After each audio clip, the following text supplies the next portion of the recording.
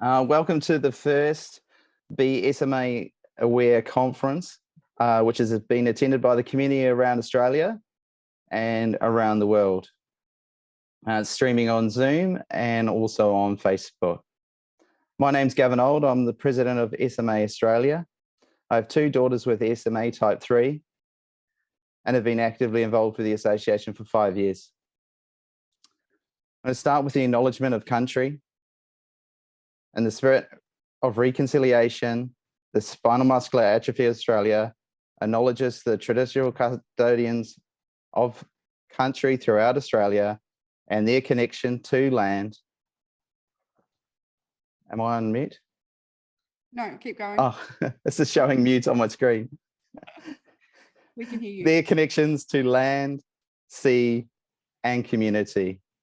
We pay our respect to the elders past and present and extend that respect to all Aboriginal and Torres Strait Islanders people today. Wow, what a massive 48 hours it's been for SMA Australia. Firstly, let's celebrate the fantastic news for SMA adults having a positive recommendation by PBAC for treatment. This has been a 5-year journey in the making, which we can all acknowledge has come with a lot of frustration for adults with SMA. I can still recall the grief at the end of 2017 when type 1 recommendation was deferred. You've had to experience this many times over in the last 3 years. Last night, Julie held a major fundraising event, the annual gala, and it was a great success. And for those that watch the speeches live or on Facebook, were fantastic. Now onto the conference.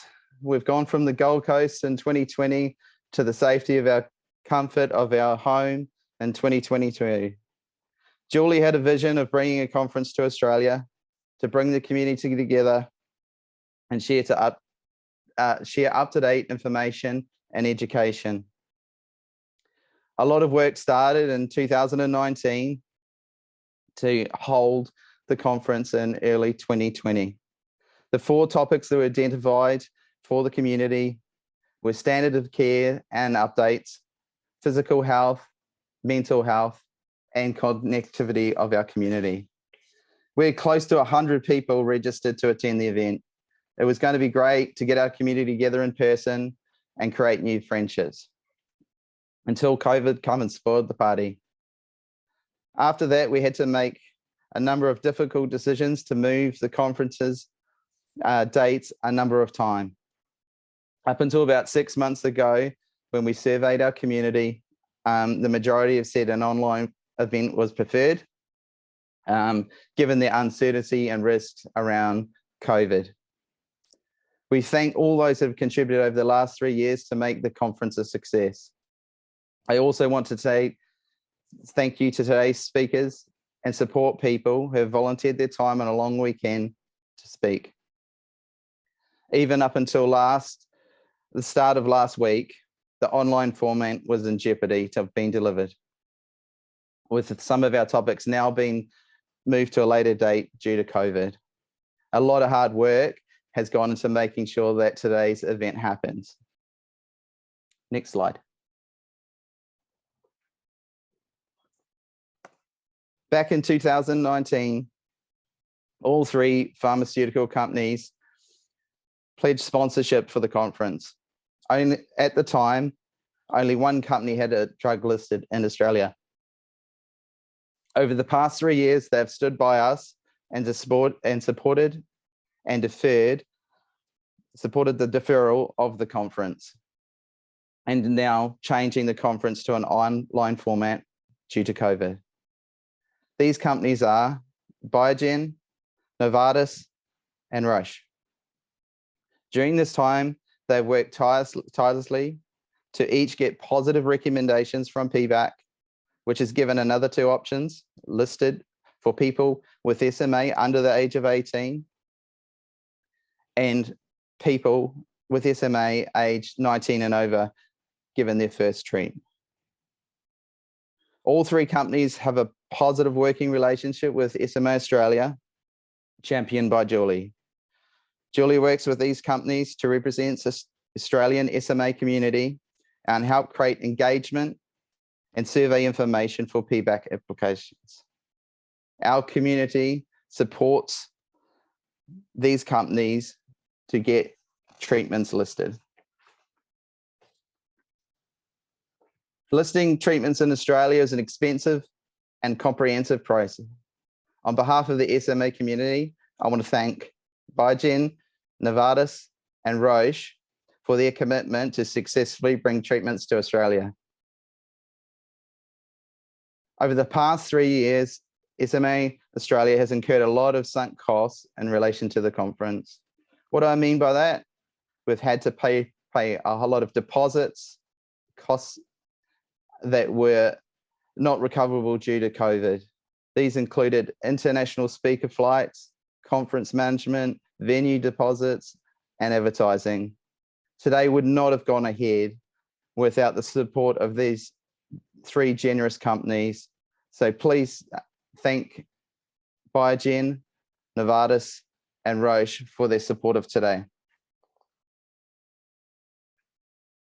Next slide. Just some housekeeping for today. Please note that today's conference is being recorded. So if you do not want to be included with the recording, which will be used for future reference, please turn off your camera, please turn off your microphone, and please do not comment. The community always asks why SMA Australia cannot do certain announcements or recommendations regarding treatment. And that's because direct-to-consumer advertising of medication is not allowed in Australia. So today's discussions are in educational nature, and please be aware that may restrict some specific answers to your questions or conversations not being continued. This is to ensure that we do not break the law. If you have specific questions around treatment, please refer to your clinician. We're hoping that today is an interactive session with Q&A sessions organized at the end of the speakers. It goes without saying, but please ensure that these questions are appropriate, polite, and respectful. Please send your questions in during the presentations, which will be consolidated and read out at the end of the session. Next slide. It's hard to say the word SMA Australia without mentioning Julie Seni's name. She founded SMA Australia 18 years ago after she lost her daughter, Montana, and then Zali to type 1 SMA. Since then, she has been relentless in raising awareness and supporting the community and gaining access to treatment in Australia. I'm sure you've all heard her say, it's a marathon, not a sprint. On behalf of SMA Australia, I want to recognise her today that she has won her marathon. A race she is committed to undertaking for her daughters to leave a legacy for them. Julie has led the community to achieve our 3 goals. Not 1, not 2, but 3 treatments for all SMA people in Australia. To advocate and get federal funding for carrier screening improved, and has federal recommendation that SMA be added to the newborn screening program. Further updates about that will be talked about today. Earlier this year, Julie has resigned as CEO and will finish up in the next few months. Over her time, she has improved SMA recognition and awareness on a national level, with SMA regularly appearing in mainstream primetime news. She has emotionally supported hundreds of families with new diagnoses. To support all this, she has led the community to raise over $4 million for the association. Julie, you've finished this marathon with a sprint and finished ahead of the pack. The lives of so many Australians have been changed dramatically because of your passion and determination. Personally, and on behalf of SMA Australia, I want to say a huge thanks, and please give a round of applause to everyone at home for your achievements.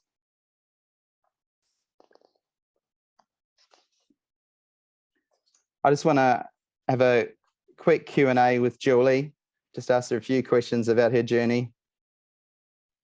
So Julie, can you just explain to everyone listening why you started SMA, and initially 18 years ago, what did you set out to achieve? Yeah, I started SMA 6 weeks after my first daughter, Montana, died, something that I never recommend to anyone, but it was something that I needed to do at the time. Initially, we started as just a support group to talk to other families. There was no support here in Australia for anyone dealing with this disease, and we had to find our information from overseas. So I wanted a local source of somebody to talk to, and we got online. We met, families that were dealing with what we were dealing with, and it just sort of grew from there.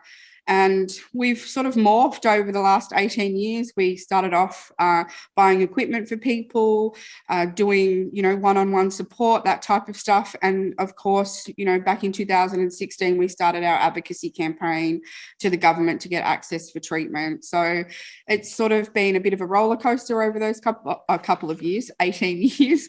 But it feels like it was yesterday that I started it. This has been my life for forever, and I promised my kids before when they died that I would fix it. Everyone loves their children if they have children, and they would do anything for them. Well, although my children aren't here, I still love them dearly, and I think about them every single day. And I didn't do this for the community, I did this for them. The community just happens to benefit from all my hard work. So I get to see them at the end of the day when I die, and I get to tell them I fixed it. And that is the only thing that matters to me in this. You guys just happen to come along for the ride and get all the benefits from it. So, that's why I did what I did. So Julie, what's your greatest or achievement over the last 18 years?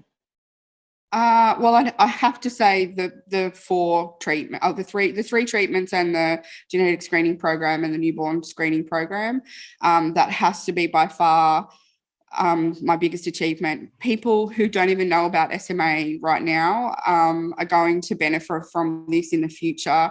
And, that's something that you just can't buy. It's amazing to know. And it makes me feel so proud to think that somebody in 10 years' time who hasn't even heard those words, SMA, will benefit from what I've achieved today. So, that is a legacy in itself. And, there's going to be families that won't hear the words that I heard, which was take your child home, love it till it dies. There's nothing they can do at any stage of SMA, whether you're pre-pregnancy, whether you're at newborn, you will be treated. And, that's just unheard of stuff right now. So that's great. And did you ever get close to giving up? And if so, why didn't you? In 2015, the association nearly died, actually. We didn't have enough funds. We weren't raising enough money. I worked for 6 months for nothing, just to keep it alive. I knew we weren't finished, and something in me just said, keep going. And I mentioned last night in my speech, we worked with a strategic marketing person. His name was Simon Bowden, and he actually helped us turn the place around. We did some different fundraising campaigns. We changed it up a bit, and, we morphed and moved into another direction. And, that direction was advocacy. And look where we are today, So, yeah, I nearly gave it up. And there are a lot of times where you think, I can't do this anymore. But, the passion and just the love of trying to get this finished was always in my forefront. I wake up and I live and breathe SMA every day. This is not a job to me. This is my life, and I love it. So no was not an option And if people know me, then no is not in my vocabulary. And we thank you for not giving up. And just lastly, what was your vision for the conference? And I guess, you know, it hasn't ended that way. That's one thing you haven't been able to achieve due to COVID. But I guess, what was the initial vision of this conference? Yeah, I had visited the American conference a number of times, and just the camaraderie between people when they met each other. And over there, it was like the conference was sold out in days. You know, it's what everyone went to. They traveled miles. You know, I met a lady who had 3 SMA children who traveled across 4 states. That took her 3 days to get to each conference, you know, and again, there was no knowing their vocabulary, and the way that they came together, the way that they shared information, the way that they connected, and the bond that they all had was just truly something to behold, you know. And I saw that and I'm just like, oh my God, I wish I could do that for our community. And I hope that, you know, the people who do connect in person share that bond. You know, they get to meet other people who are in the same situation. They get to meet people who are going on the same journey and share that information and be friends. And it's not just an online relationship, it's actually in person. You know, last night we had our gala, and there was some kids with SMA that came along, and, you know, they were up participating. The kids in the wheelchair were racing up and down the side. You know, they all connected. They all had a fantastic time. So, you know, that was my vision. I didn't quite pull that one off, but, you know, hopefully one day the community can come together in person and share their experiences, and, you know, we can thrive and flourish like those people in America. Yeah, I hope for that day too, Julie, and I'm sure it will. I just like to close and just say thank you, Julie, personally, on behalf of the association and on behalf of the wider community. Thank you for your 18 years of service. It's been absolutely amazing, and you've changed a number of lives. Thank you so much. And it's not goodbye for now. It's just on to another project. I'm around. My door is always open. I'm always happy to answer any questions. I'm still here. But it's been a wild ride, and it's time to move on.